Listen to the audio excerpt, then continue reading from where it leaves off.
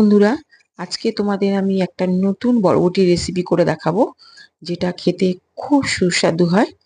তোমরা এটা অবশ্যই বাড়িতে বানিয়ে খেও। তাহলে চলো শুরু করা যাক। প্রথমে কড়াই বসিয়ে আমি তাতে সর্ষের তেল দিয়ে দিচ্ছি। আমি এটা সর্ষের তেলেই করব। তেলটা গরম হলে আমি কিছু চিংড়ি মাছ নিয়েছি। চিংড়ি মাছটা হালকা করে ভেজে নেব। বেশি কড়া করে ভাজবো না, তাতে চিংড়ি মাছটা শক্ত হয়ে যাবে। হালকা করে ভাজা হয়ে গেছে আমার।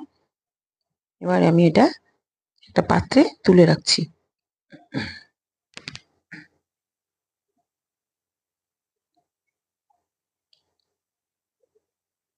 তোমরা এর চেয়ে ছোট চিংড়ি দিয়েও করতে পারবে।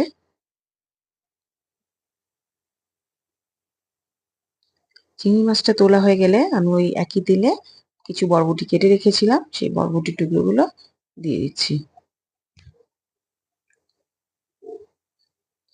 বরবটিগুলো দেওয়া হয়ে গেলে আমি তেলের মধ্যে এটাকে ভালো করে নাড়বো।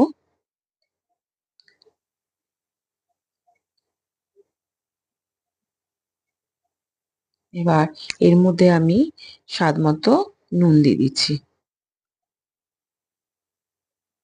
এবার হলুদ দিচ্ছি। দিয়ে এটাকে ভালো করে নাড়বো, একটু ভাজা ভাজা হবে।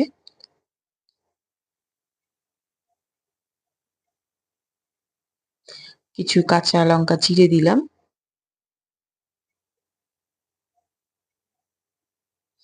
এটা ভাজা ভাজা হয়ে এলো, কিছুটা হালকা মানে মাঝারি মতো হয়েছে। এবার আমি আগের থেকে যে চিংড়িগুলি ভেজে রেখেছিলাম সেটা ঢেলে দিয়ে দুটোই একসাথে ভেজে নেবো ভালো করে। চিংড়ি দিয়ে ভাজা ভাজা হয়ে গেলে আমি কিছুটা নারকেল কুড়িয়ে রেখেছিলাম, সেই নারকেল কোড়াটা এর মধ্যে দিয়ে দিচ্ছি।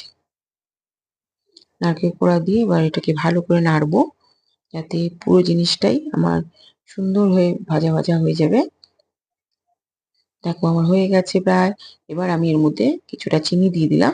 এটা খেতে একটু মিষ্টি মিষ্টিই হবে। প্রায় হয়ে এসছে আমার রেডি বরবটি রেসিপি। এবার আমি এটা সার্ভিং বলে তুলে দেবো। তোমরা অবশ্যই এটা বাড়িতে বানিয়ে খেও। এটা খেতে খুবই টেস্টি হয়। আমার আগেও একটা বরবটি রেসিপি রয়েছে, তোমরা সেটাকে একবার ট্রাই করো। আর যদি ভালো লাগে চ্যানেলটিকে সাবস্ক্রাইব করো, লাইক করো, শেয়ার করো।